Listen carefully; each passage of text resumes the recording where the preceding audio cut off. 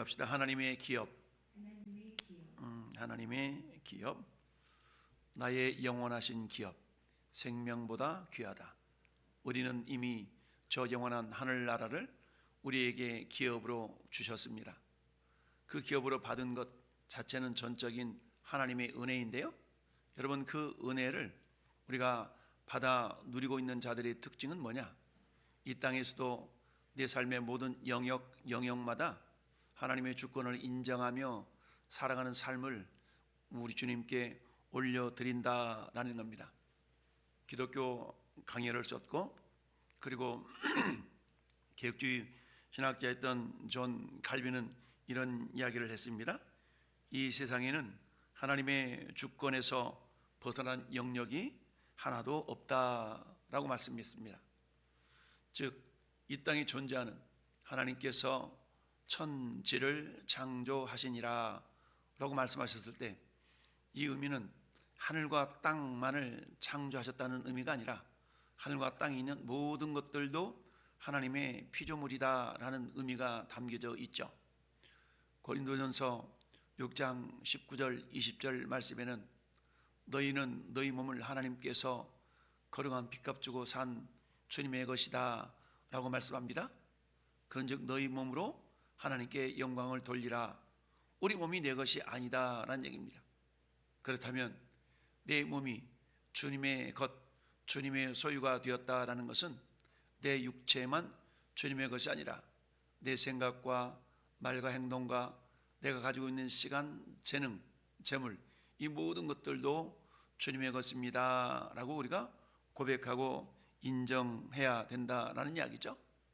왜냐하면 그렇지 않으면 우리 육체만 주님의 소유가 되었다라고 인정한다 그러면 우리가 하나님의 기업이라는 측면에서 볼 때에 저 영원한 하나님의 나라를 이미 우리에게 주셨음에도 불구하고 우리 안 내면적인 심령으로부터 우리 행동하는 모든 영역까지 주님의 주권이 이르지 않는다면, 미치지 않는다면 그것은 저 영원한 천선, 영원한 천국을 우리에게 기업으로 주신 하나님의 뜻이 위배될 수가 있다라는 걸 우리가 잊지 말아야 됩니다.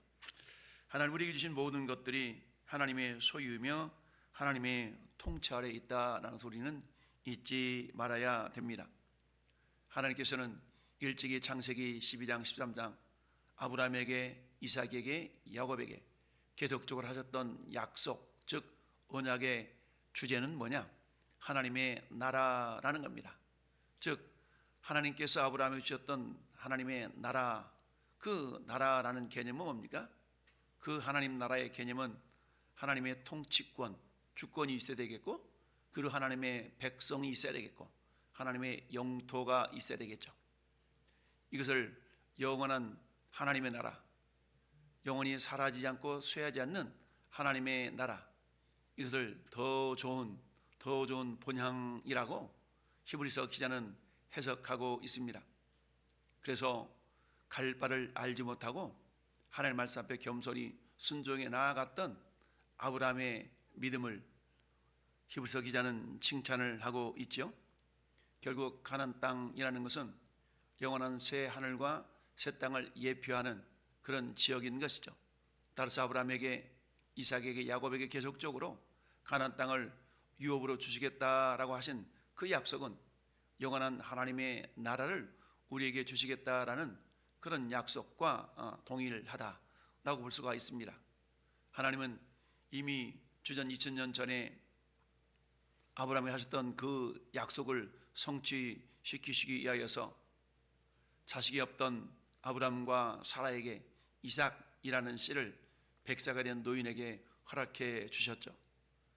그 이삭을 통하여 야곱과 에서가 태어났고, 에서를 통하여 12명의 자식, 아들들이 태어나고, 결국 11번째 아들이었던 요셉이 애굽의 종으로 팔려가는 신세. 그러나 그것은 하나님이 선하신 섭리 가운데서 이미 요셉을 미리 애굽으로 보냈고, 그리고 가나안 땅에 있는 그 기근으로 말미암아서 죽어갈 영혼들을 살리는 그런 도구로 요셉이 쓰임을 받았습니다. 그러나 요셉이 애굽의 총리가 되어지고 애굽의 어려운 문제들을 해결하는 놀라운 은혜가 있었지만 요셉이 죽고 난 이후에 애굽에 있는 그 왕들은 또는 백성들은 애굽에 있는 그 사람들은 요셉이 행했던 일들을 잊어버림과 동시에 그곳에 번성하고 있던 히브리 민족 즉 이스라엘 백성들을 향하여서 학대를 하고 핍박을 하고 그런 가운데 종으로 삼고 말았습니다. 그들의 모든 고통 가운데서도 하나님께서는 당신의 언약을 기억하시고 결국 모세와 아론을 통하여서 그들을 애굽 땅에서 건져내셨습니다. 그리고 여전히 약속의 땅 가나안을 향해서 다시 한번 그들을 이끌어 가기를 원하셨죠. 그러나 그 가는 도중에 이스라엘 백성들의 하나님을 온전히 신뢰하지 못하는 그런 불순종 때문에 40년이라는 유리방황하는 광야의 인생을 살아갈 수밖에 없다. 영적으로 말한다면 우리가 온전히 하나님을 신뢰하는 삶을 살기까지 모든 인생들에게는 광야라는 세월이 반드시 존재하게 되는데 그 광야의 세월은 어떤 사람에게는 한나절로 끝날 수가 있죠. 광야 인생이 한나절로 끝난 인생을 우리는 이삭이라고 이야기합니다. 심지어 예수님마저도 갈보리 십자가 그 언덕길을 걸어가는 모든 과정 속에서 우리 인간이 바라볼 때는 그 고난의 과정이 결국 광야 인생이었다라고 말씀할 수가 있죠. 하나님은 모세가 이스라엘 백성들을 이집트 땅에서 건져내는 놀라운 그런 지도자로 쓰임을 받았지만 한순간의 불순종으로 말미암아서 가나안 땅에 들어가는 것을 허락하지 않았죠. 대신 요단 동편 지역을 점령해서 그것을 오늘 본문에 있는 두 지파 반들에게 이렇게 나누어 줄 수 있도록 거기까지 허락을 하셨습니다. 그러나 모세는 어땠습니까?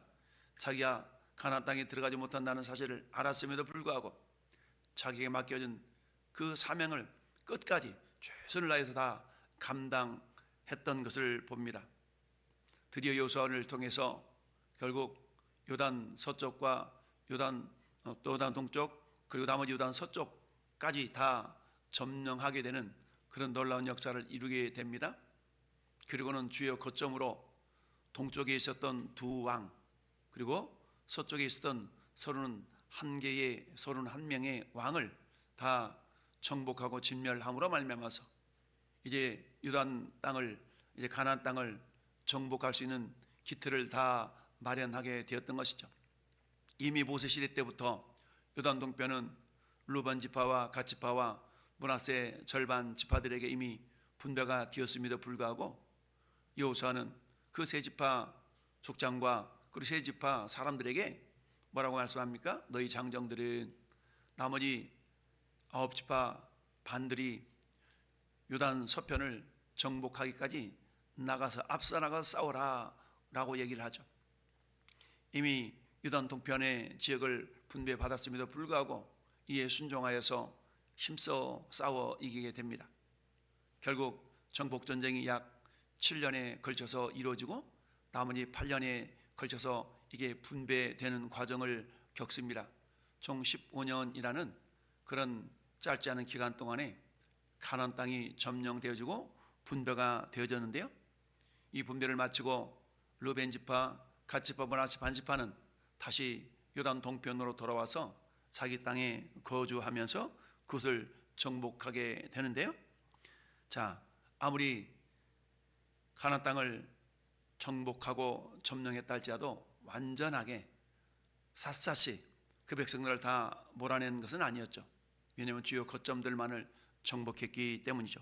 이제 남아있는 잔존 세력들을 몰아내야 될 사명은 이제 그들이 정착한 다음에 이루어 가야 될 사명이었던 겁니다. 그러면서 13장은 이처럼 31명의 왕들을 다 물리쳤다라는 그런 내용을 12장에 거론하면서 여전히 몰아내야 될 그리고 여전히 점령해야 될 땅이 많이 남아있다라는 것을 말씀을 하고 있죠. 그러면서 요단 동편 기업의 분배에 대한 이야기를 하고 있습니다. 이처럼 그것을 통해 우리가 알아야 될 것은 뭐냐? 이미 저나 여러분들이 서 있는 이곳이 하나님께서 우리에게 주신 하나님의 기업이라는 사실을 우리가 알아야 됩니다. 왜냐하면 이 땅에서 우리에게 기업으로 주셨다라는 그 사명감과 그 의식이 없다면 영원한 하나님 나라 천국을 사모할 수가 없기 때문이죠. 즉 요단 동편은 어떻습니까? 루벤 지파와 갓 지파와 므낫세 반 지파에게 이렇게 분배가 되어졌는데요. 오늘 함께 읽어본 본문은 루벤 지파와 갓 지파에게 분배된 영역에 대해서 쭉 기록하고 있는 내용을 보게 됩니다. 그렇습니다.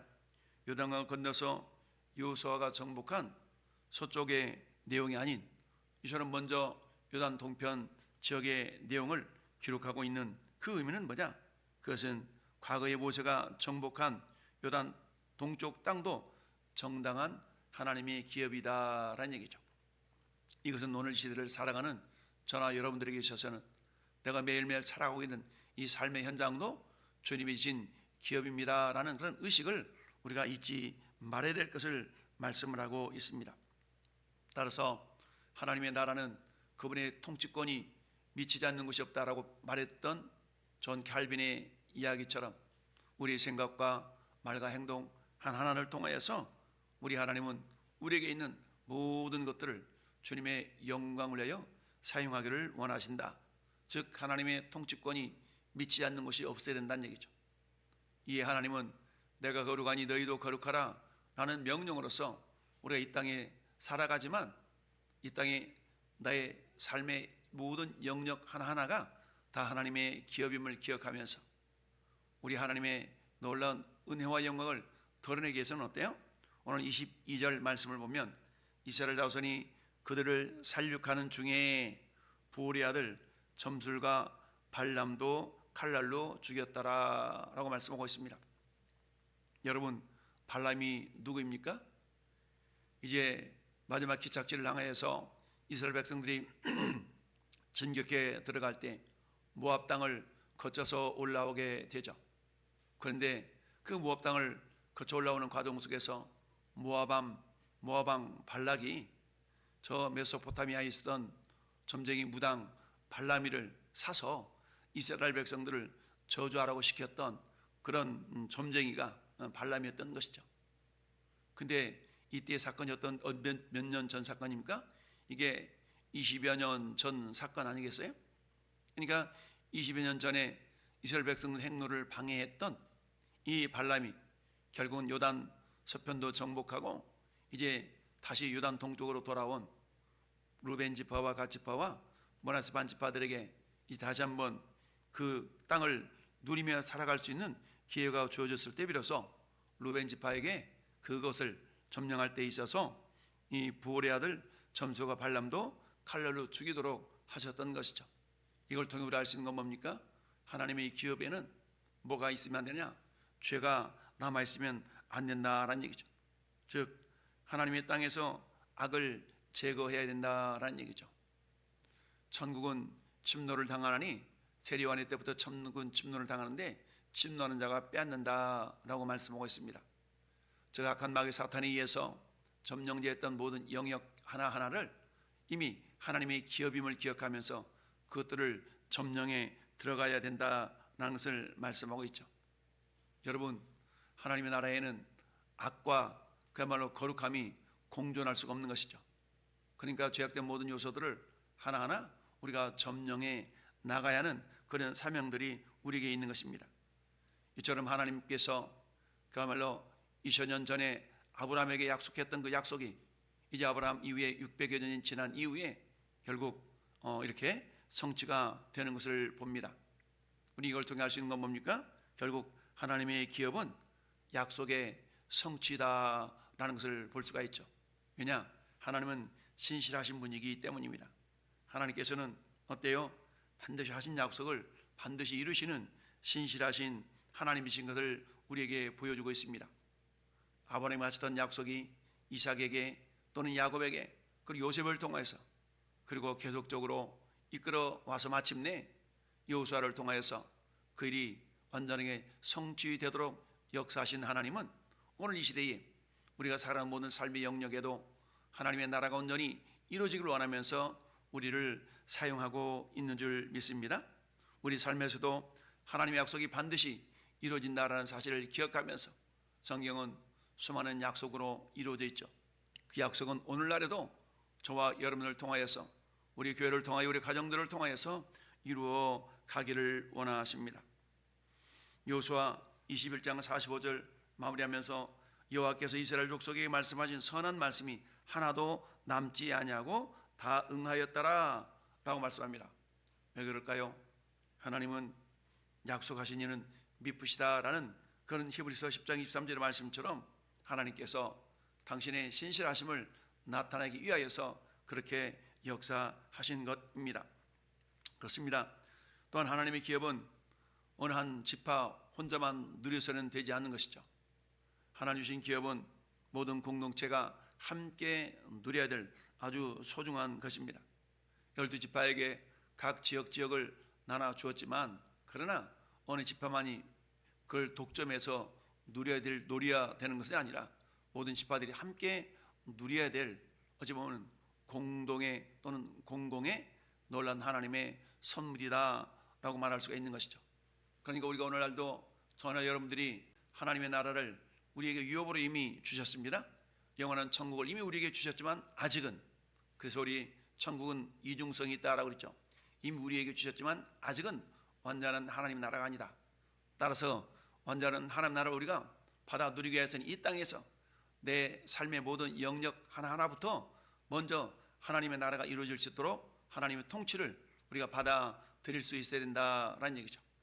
그 가운데 우리의 심령부터 하나님의 나라는 먹는 것과 마시는 것이 아니라 오직 성령 안에서 의와 평강과 희락이니라 라고 말씀하고 있죠. 이 의미를 알았던 여러분, 데살로니가전서 5장에서는 항상 기뻐하라, 쉬지 말고 기도하라, 범사에 감사하라 하신 말씀을 우리가 기억할 수 있습니다. 여러분, 하나님의 나라가 이루어진 영역에 원망이 있겠습니까? 불평이 있겠습니까? 그렇지 않죠. 그러니까 어때요? 항상 기뻐할 수 있어야 됩니다. 할렐루야. 어떤 상황 가운데서 하나님을 신뢰하고 우리가 기도할 수 있어야 됩니다. 또한 어떤 상황 속에서 우리는 감사할 수 있어야 된다라는 얘기죠. 이게 하나님 나라의 특징이 이처럼 항상 기뻐하고 쉬지 말고 기도하고 범사에 감사할 수 있는 이런 요소들로 우리가 증명이 되는 줄 믿습니다. 내가 하나님의 자녀로 하나님의 백성으로서 이미 하나님은 영원한 천국을 우리에게 기업으로 주셨지만 여전히 우리는 완성해 나가야 될 이 땅의 삶에서, 이 땅도 내 삶의 모든 영역도 이미 하나님이 주신 기업이다라는 사실을 기억하면서, 그러나 그 기업을 나 홀로만 받아 누리는 존재들이 아니라 이것은 에베소서 2장 20절의 말씀처럼 함께 지어져가는 공동체다라는 사실을 우리가 기억할 수 있어야 됩니다. 따라서 하나님의 기업을 함께 누리는 공동체, 함께 누리는 그런 은혜의 산물임을 기억하면서, 마치 사도행전 2장 44절 45절에 믿는 사람이 다 함께 있어 모든 물건을 서로 통용하고 라는 말씀처럼 함께 나누며 누리는 은혜가 우리 교회 공동체를 통하여 나타나야 될 줄로 믿습니다. 여러분, 2026년 이제 2월이 되었습니다. 이처럼 하나님께서는 전혀 여러분의 모든 삶의 현장 하나하나를 다 당신의 우리의 기업으로 우리 하나님께서 우리에게 주어 주신 줄 믿습니다. 따라서 이 모든 것들을 서로 함께 지어져가는 믿음의 공동체로서 나만이 누리는 것이 아니라 함께 이것을 누려 나가는 그런 은혜의 공동체가 되어야 될 줄로 믿습니다. 이를 위하여서 로마서 12장 10절 말씀에 형제를 사랑하며 서로 우애하며 존경하기를 서로 먼저 하며, 여기서 서로라는 단어가 굉장히 중요하죠. 여러분, 나만이 아니라 서로 우애하고 서로 먼저 존경하고 사랑할 수 있는 그런 우리 왕성교회 모든 성도들이 될 수 있기를 원합니다. 따라서 자기 일을 돌아볼 뿐더러 또한 각각 다른 사람의 일도 돌아보라라고 말씀하고 있죠. 여러분, 신앙생활은 나 홀로 하는 것이 아니라 함께 공동체 의식을 가지고 우리가 함께 지체의식을 가지고 함께 살아가는 것입니다. 결론적으로 하나님의 기업은 우리가 순종으로 이뤄나가는 아름다운 공동체라는 사실을 기억하면서 이 땅에서도 우리가 순종 훈련을 통하여서 영원한 천국에서 영원히 하나님과 함께 기쁨을 누리는 하나님의 놀라운 기업을 이 땅에서도 맛보아하는 우리 모든 왕성의 성도들 2월 한 달 동안도 이런 하나님의 놀라운 공동체를 함께 이루어가며 함께 기쁨을, 사랑을, 은혜를 나누는 아름다운 공동체가 될 수 있기를 예수님의 이름으로 축원합니다. 아멘.